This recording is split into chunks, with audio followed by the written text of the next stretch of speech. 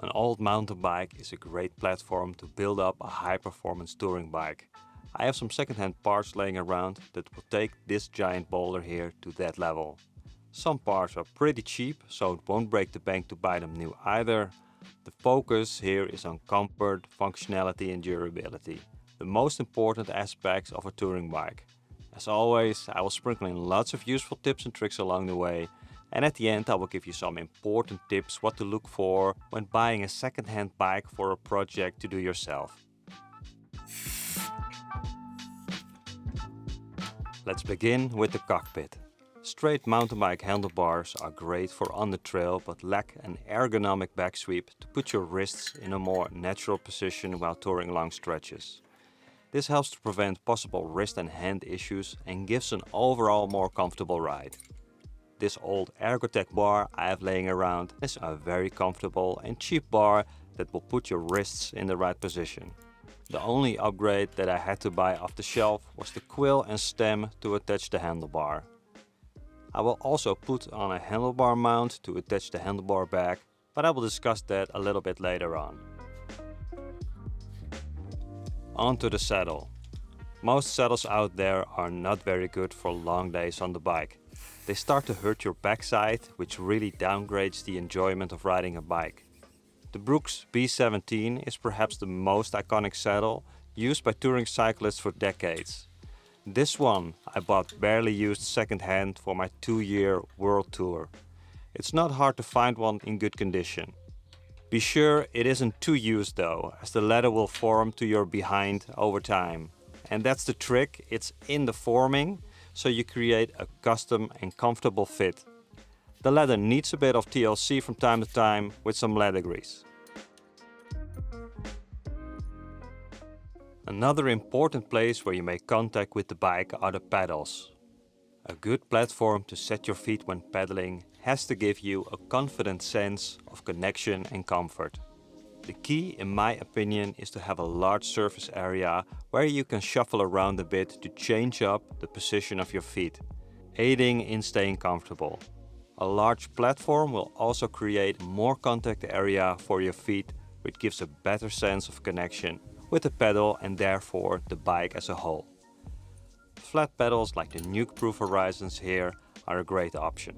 These ones are made to take a beating and just keep on spinning without having to service them even after years of being out in the elements.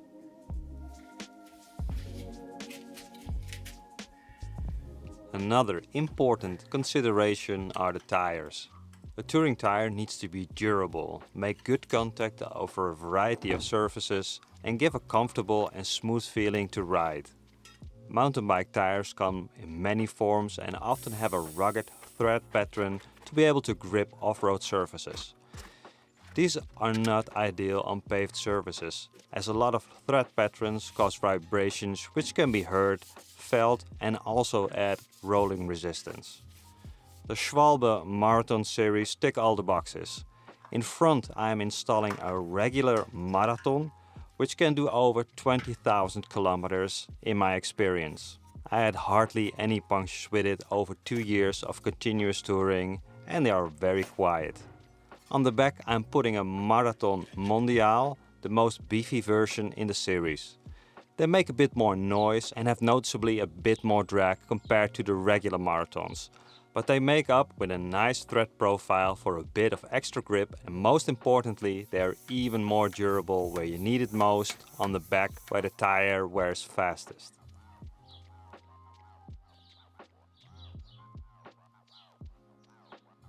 The essence of a touring bike is to haul gear multiple days over a long distance. Bike racks are one of the best ways to connect some good waterproof bags onto a bike. A big factor when it comes to bicycle touring functionality. With many brands on the market, Tubus is probably the best when it comes to durable and functional racks. Both my racks on my world touring bike were second-hand when I got them.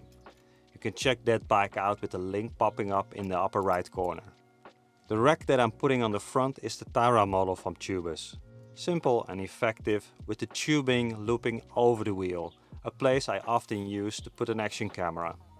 On the back I'm installing a tubeless logo, another great rack with 2 different heights you can clip on bags. Made from thin steel tubing, these are made to last and I haven't had any problems with them for over 5 years, knock on wood.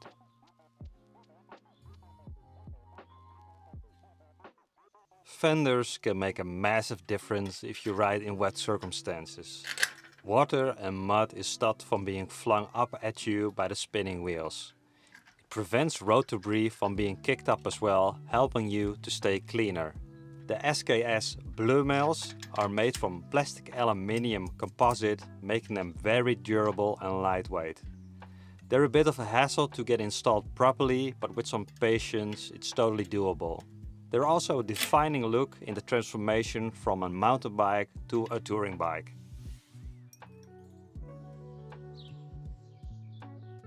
It's all about what you take with you on a bicycle tour. Sturdy and waterproof bags are the key to keep all the important gear safe and organized. We have used Ortlieb bags from the start and have used many second-hand ones with great success. The quality of the bags is one of the best out there, and the peace of mind they give you that they will keep everything clean and dry in inclement weather is something of a must-have when being out in the elements. On the handlebar we have the Ultimate 6 7 liter, which was already a second-hand one when we got it, but still going strong. On the front we have the 12.5 liter gravel packs, combining to a total of 25 liters of storage. And on the back we have the famous back rollers, also a second-hand pair with 20 liters each, making a total of 40 liters of storage capacity. The things to look out for when choosing a mountain bike to upgrade.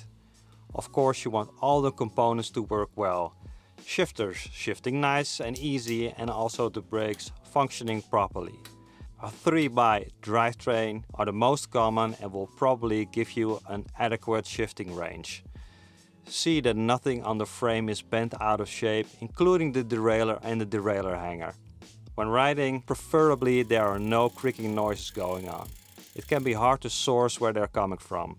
See that the bottom bracket and the headset are still set in tightly and run smoothly. A big plus if they are found on the frame are cage and rack bosses to easily attach bottle cages and racks. There are alternative options to create bosses when they're not already on the frame, like the DMR hinged clamps.